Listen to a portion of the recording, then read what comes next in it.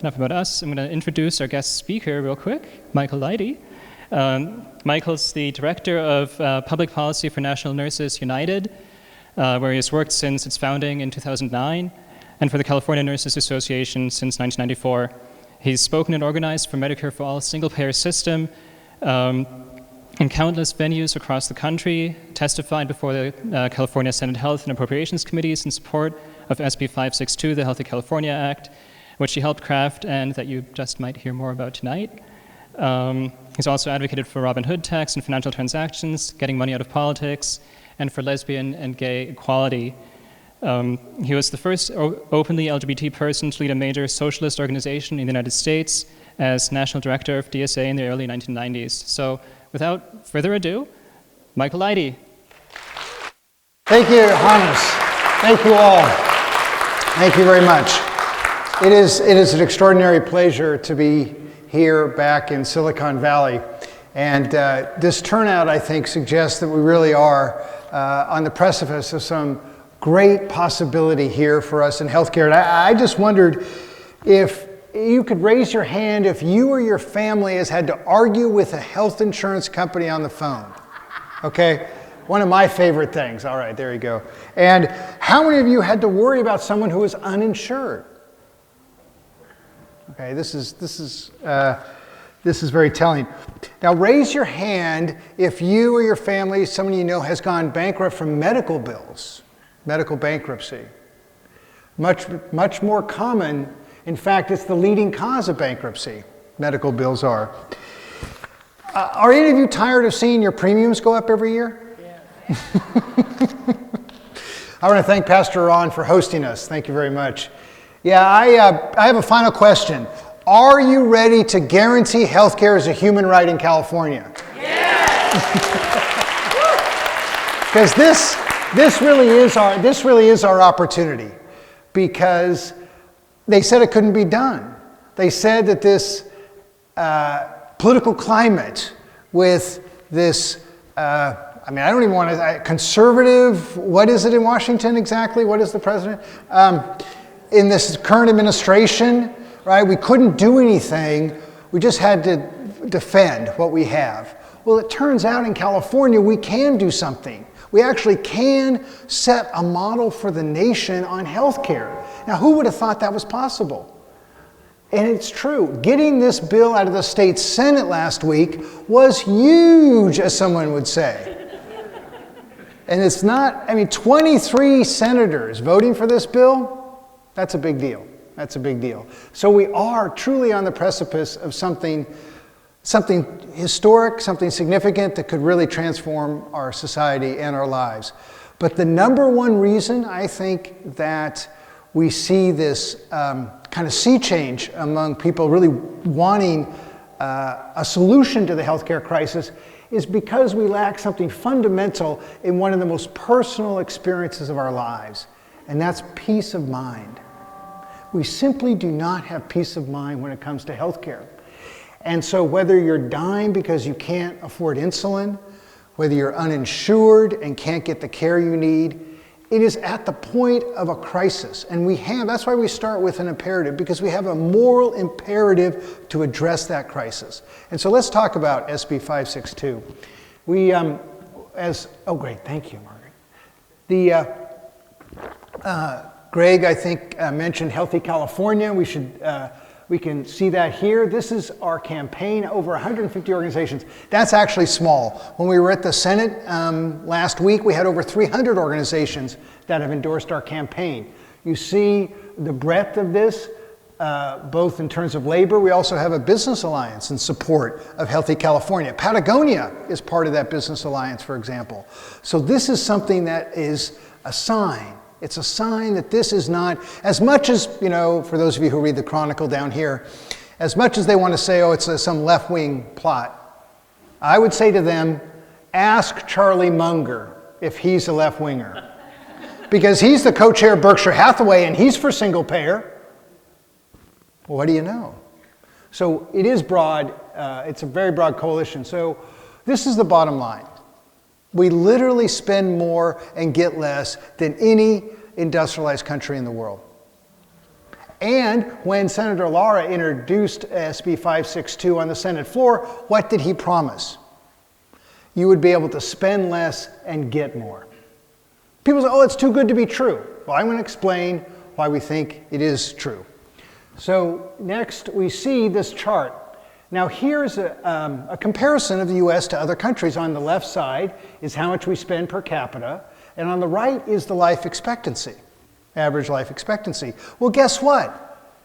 For most countries, that's a pretty good line up, right? We're going above the average there in terms of spending and life expectancy. And the thicker the line, the more healthcare services per capita per person they use. So you can see some of those lines are pretty thick. For example, Japan, very high life expectancy, very high rate of utilization. But Margaret, if you go to the next slide, there's one country that it took another slide to get. I think there was this chant, USA, USA. Well, here it is. We're number one. We're number one in spending. We're 34th in quality. The latest international comparison study of healthcare outcomes and quality ranked us 34th.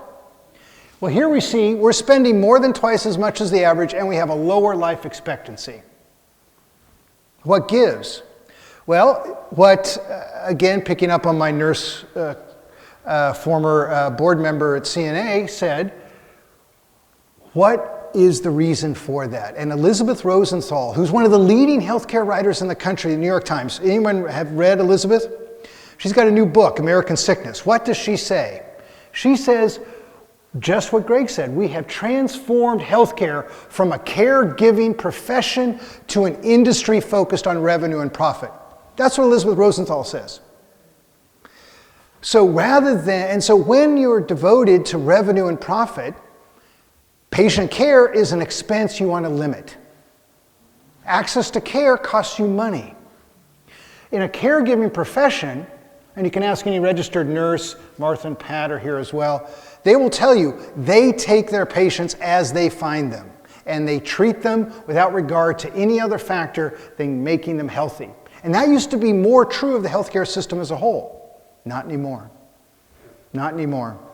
It is an industry based upon revenue. And when you have that model in one country, the inevitable result is that chart, where spending is out of control because nobody regulates prices or costs, and the outcomes suffer. So Margaret, let's take a look at the comparison on drug prices. Now, have you heard the argument from the prescription drug corporations? Oh, we Americans need to pay more for prescription drugs so we can subsidize, right, other countries who can't afford them. So I can't wait to tell the UK that we're subsidizing the United Kingdom. Okay, or we're subsidizing Brazil. Now, India is the low-cost manufacturer of prescription drugs. We're paying 16 times higher than India, six times higher than Brazil, triple what the UK pays. Now, the UK has a robust pharmaceutical industry. They've figured out a way to control prices. Why can't we?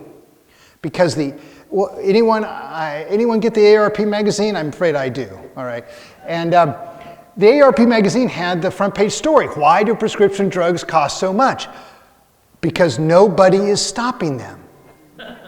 Nobody's stopping them. Because in an industry revenue model where you just say, hey, the market knows best, obviously the healthcare corporations are doing what they should, right? Because that's how it works. Well, in fact, they are doing what they should in terms of their shareholders and their profit at our expense. So let's take a look, Margaret, at why does healthcare cost so much?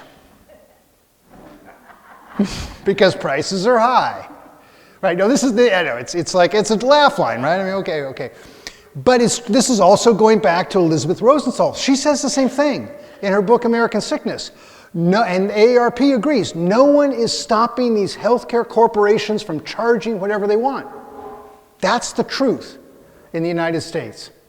It's not true in other countries, but it is true here. So if an industry can charge whatever they want, what is going to be likely to happen to cost? It's going to go up. And we know that the cost of something is very different from the price of something. I mean, would it surprise you to learn, for example, that most hospitals charge 300 or 400% of their costs? And guess what they do when they charge 300, 400%? The insurance companies, okay, fine, we'll negotiate from there. Because the higher the premium, the greater percentage of their profit. The higher the reimbursement to the hospitals, the greater percentage of their profit.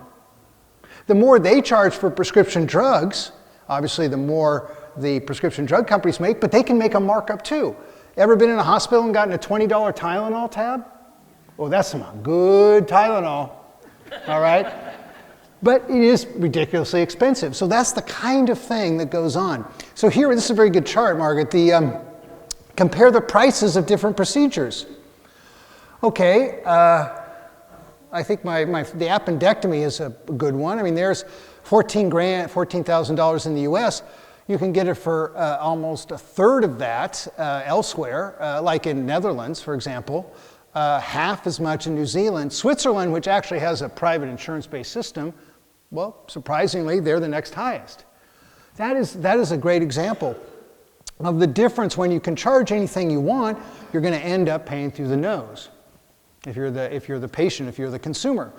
So this is again another example. Look at the outcomes relative to risk factors. How many times have you heard, oh, we have an aging population, so healthcare is getting more expensive? Well, guess what? Every country that spends less than us has an older population. Uh-oh. Okay, so maybe it's another reason. Maybe we smoke more. Well, actually, we smoke less than the median. Could it be that we are a little bit more obese? That's true. Than the median. That's an issue. But again, what's also striking is look at the percent of population who have 2 or more chronic conditions in the United States. 2/3. Only a couple other countries break 50% on that score. Now, why would someone who's 65 and older have a chronic condition? A lot of factors. But is one of the factors that there's no health care program for everybody before the age of 65? Could be. All the other countries do have that. We don't. So by the time you get into Medicare, you have a lifetime of maybe it's untreated diabetes, maybe it's hypertension, maybe there are things you simply couldn't go to the doctor for. And this is the result. But it's not like we're not paying for health care. Of course we are. Increasingly, it's individuals who are paying more. Because what's happened is the companies have gotten increasingly high premiums, but they're shifting the cost to workers. So yeah, here's where your raise went, into the pocket of healthcare corporations. And it's quite infuriating for workers, for people in unions, really for anyone to say, yeah, my compensation keeps going up, but Aetna gets all of it. Because that's what's happening. Because companies are paying more for labor, but they're simply paying the health insurance companies. And I say to our business friends, is it standard that you pay 20 cents on the dollar for something that adds no value to your business? Do you routinely just give away 20 cents? Because really, what does a health insurance company do for business? Charges them more, denies claims for its employees, but it doesn't add value and it doesn't make people healthier. So this is what we find. We find a huge increase in real compensation with virtually no increase in wages. So this is a very important chart because thinking back on that international comparison, what is the source of it? Well, you have a clue here in this chart because what this chart shows is the disparities in healthcare outcomes. And we are going to take questions at the end. Okay, right. Because the lighting? Way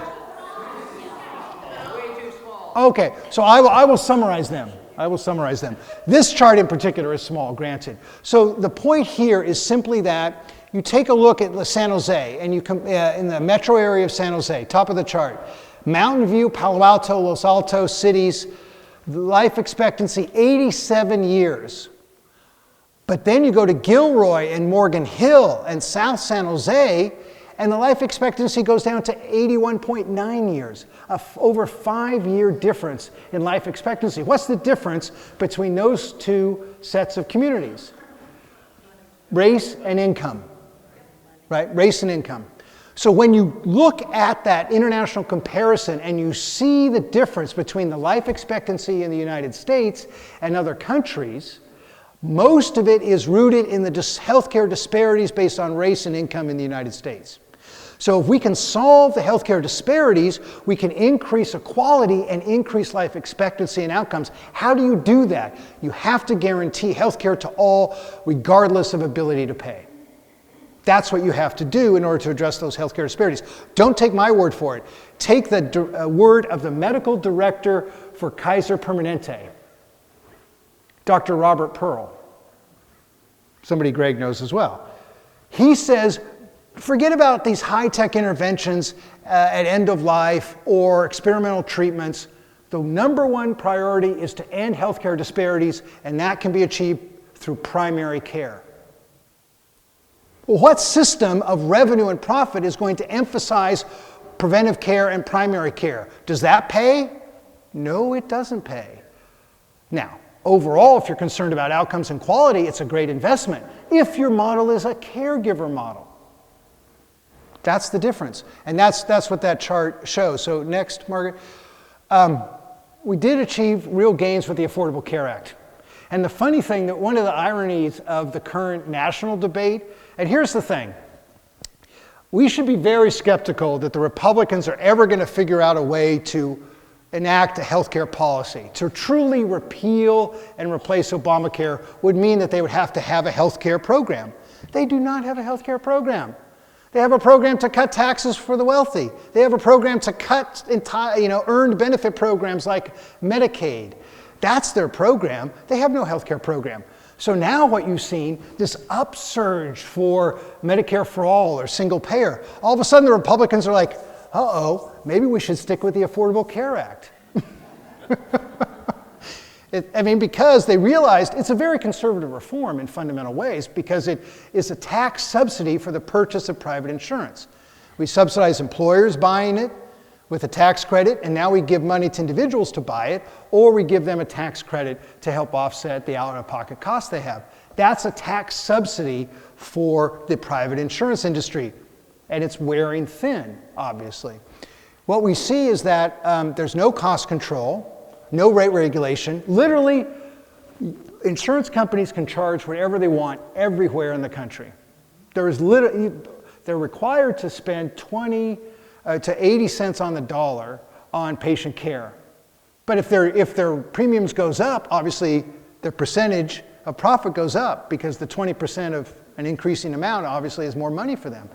So it's not a rate regulation. Prescription drug prices, there's no set price prescription drugs. Medicare is prohibited from negotiating prescription drugs costs. Obviously in hospitals, the hospitals charge wherever they want and then negotiate and get as much as they can. So and what we find is self-rationing. 3 million Californians are uninsured, but guess what? 36% of Californians have a deductible of $2,000 or more. If you have that high a deductible, you are foregoing care. You're not going to the doctor. Almost half of Americans do not have $400 in the bank to cover a major emergency. Well, an ambulance costs $2,000, so who can pay that? When you have a $2,000 deductible and you don't have $400 for emergencies, how are you going to get health care? And that's the answer to rising premiums. The GOP will tell you, yeah, we can lower premiums. Okay, I could lower your premiums. I could sell you an insurance plan for $50 a month with a $10,000 deductible. I'll never pay a dime. But yeah, your premium's $50. Congratulations. And so that's what we're facing.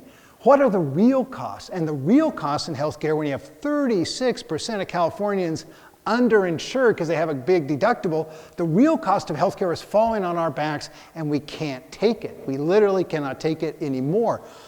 And who's in the middle there? I know these are hard to see, so I'm gonna let you guess on this one, okay? Who's standing between healthcare and patients? It's the insurers. It's the insurance companies. Now, these insurance companies, they've got a pretty good deal, right? Because, hey, the government gives tax breaks for purchase. They subsidize the purchase of it. In California, their deal is so good, they make about $5 billion in net income a year. $5 billion in net income a year. None of that goes to patient care. What they do, obviously, is they have a model. The less care they give, the more money they make. Draw your own conclusions there. But the other aspect of this is something that is not obvious, and it was pointed out by Angus Deaton, who is a Nobel laureate in 2015, top economist in the world. Now, and he's a mainstream economist. What did he say? He said that healthcare is the biggest driver of inequality. It is the worst example of crony capitalism because it's a rigged system. They've got 3 times as many lobbyists on healthcare as they do members of Congress. And they're at the trough every day. And they have won big time. No antitrust prohibitions for any of them. Hospitals exempted from antitrust, encouraged to consolidate under the Balanced Budget Act of 1996. Insurance companies exempted from antitrust prohibitions on coordinated rate setting. Obviously, the prescription drug corporations have maybe the best deal of all because they can literally charge whatever they want, and they are a dividend machine for Wall Street. There is no other sector in the economy that provides more dividends to Wall Street than pharmaceutical companies. So all the rewards in healthcare go to the top.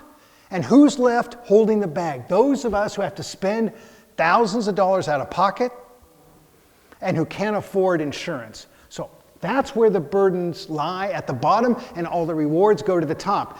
A recent statistic coming out of the Great Recession: more spending by upper income folks and less spending by lower income people. Because simply folks don't have the money. They literally don't have the money. So the New York Times this Sunday had a story about these red carpet doctors. Oh, give a doctor 80 grand a year and they'll make house calls. That's the health system we have. Highly unequal, highly stratified based on ability to pay. Literally in the US, you get all the health care you can afford. And what the US access is based upon is if you have the money, you'll be able to get excellent care. But mostly it's a multi-tiered system. So if you're in Medi-Cal, that's one standard of care. If you're a boutique doctor, that's a higher standard of care. Maybe Aetna's a pretty good insurance plan. But it's all varied, and it all depends on how much you pay, how much your employer pays. Every other national system separates what you pay from healthcare from what you get based on your need. And that's what SB 562 does. So let's take a look.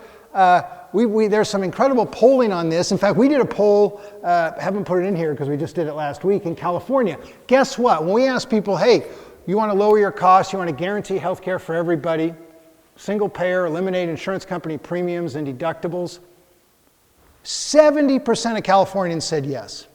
70%. Even after they were told, oh my God, it's going to raise your taxes and cost $400 billion. I read that someplace. What did they say? 58% supported it. It is highly popular. You look at this, 40% of Trump voters favor expanding Medicare. A majority of Trump voters who make under $30,000 a year support Medicare for all. Because this is not a partisan issue. Everybody knows that the gig is up, that we simply do not have a sustainable, just healthcare system. And so they're crying for alternatives. Part of the critique of the Affordable Care Act was that some people got a benefit and others didn't. Well, that gives us a clue, because the clue is it's got to be universal. It's got to be everybody in, nobody out. So let's take a look at the Healthy California Act. So Senator Lara and Atkins are the co-sponsors, and here are some of the key provisions. It's a simple plan that guarantees health care to all Californians. Everybody who lives in the state is covered. So the 3 million people don't have insurance in California. Those would be covered. Most of those folks are undocumented workers. Guess what? Undocumented folks are paying into the system. 70% of the uninsured are employed. 70% of the uninsured are employed. I mentioned 36% of Californians are underinsured. That is, you've got really a huge, not a majority, but a huge part of the state population does not have adequate insurance. This guarantees it to everyone, and it saves workers, employers, and government billions of dollars annually. We quantified this in a recent study that was done by researchers at the University of Massachusetts in Amherst.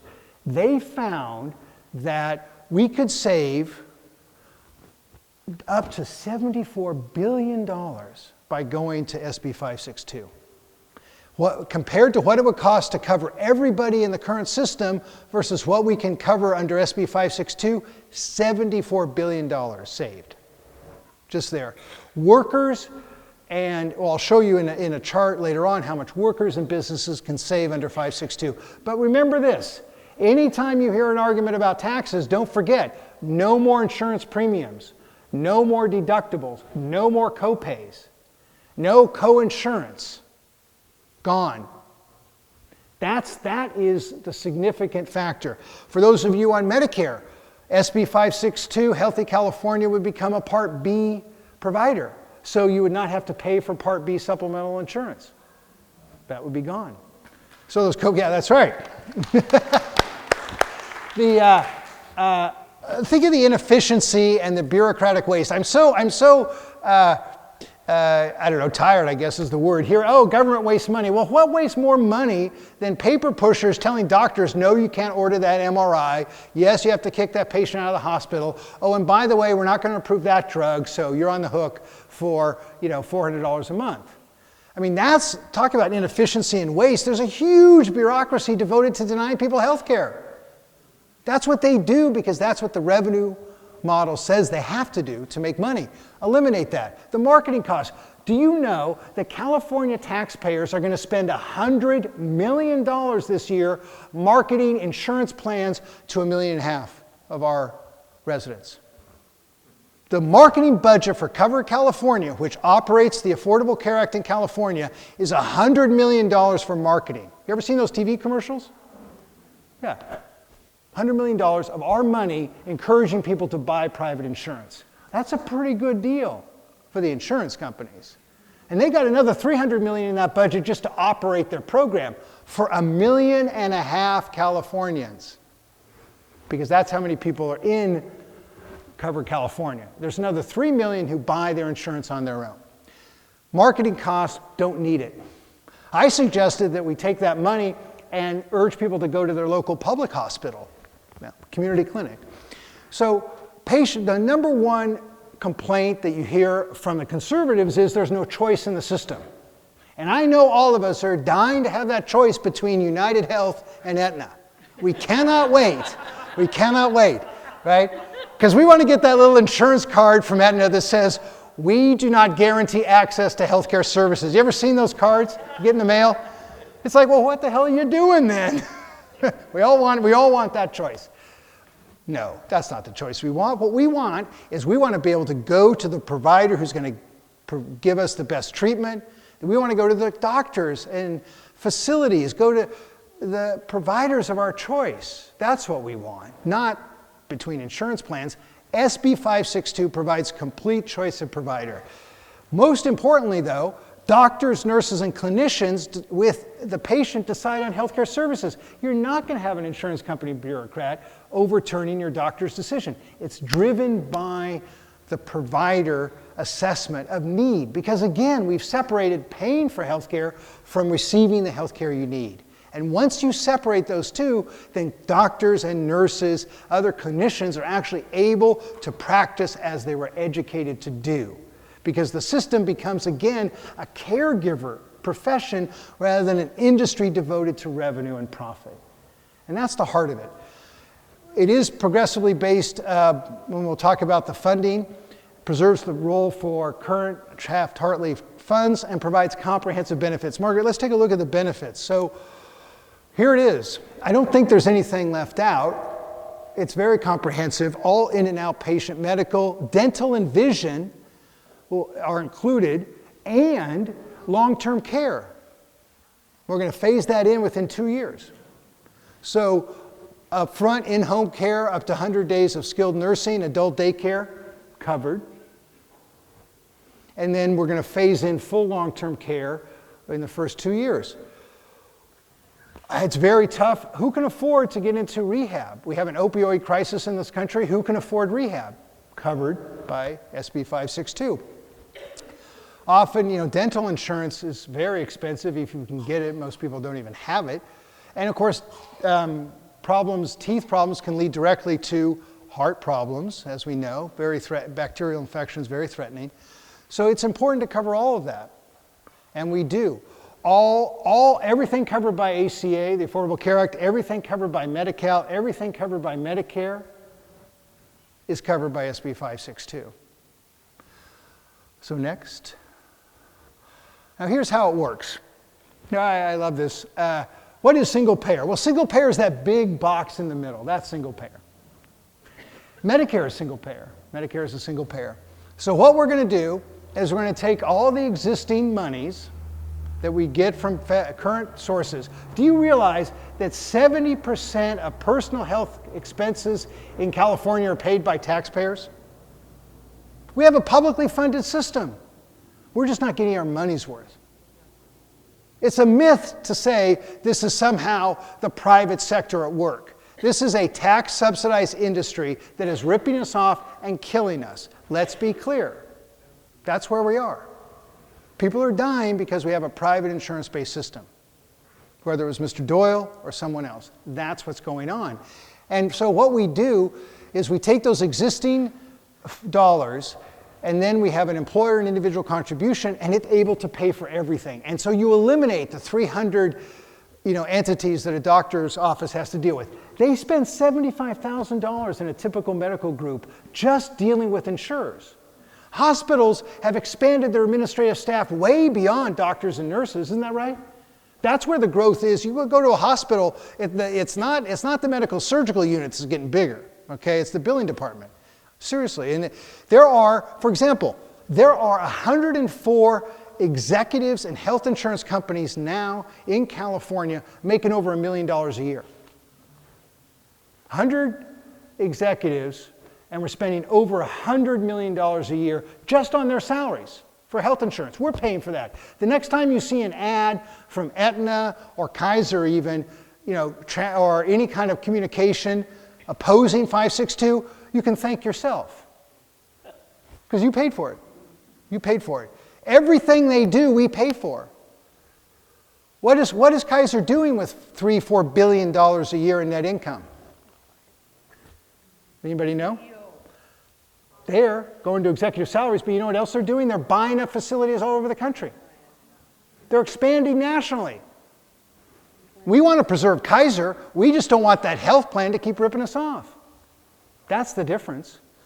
So what we're able to do with the trust fund is eliminate all that inefficiency and have the money flow through a single payer. And then guess what we're able to do? And this is why the industry is afraid. Because that big box there, that big box has leverage. Because why are the hospitals forming bigger and bigger corporations? Why are the insurance companies merging? Why are the pharmaceutical companies merging? Market leverage, clout, prevent monopoly power. Control the market, control the resources, set the prices, and everyone else has to pay them. EpiPens still cost $200 or $600 a pen, or a pair, I should say. It's a pair, $600 a pair. Still, after all that controversy, they just sucked it up and still charge whatever they want. With the leverage of a single payer, they can't do it. So Medicare is a single payer. Guess what? Medicare pays 78% of what commercial insurers pay. Medicare has 4 to 5% administrative costs. Insurance, just almost 8.5% just in administrative costs, on top of that marketing and profits. So it's much more efficient to do it this way. So let's look at the savings. So what we're proposing is to replace all those insurance company premiums, and yeah, you can't see it, I'll read it. All those insurance company premiums and deductibles with a broad-based, what's called a gross receipts tax on business.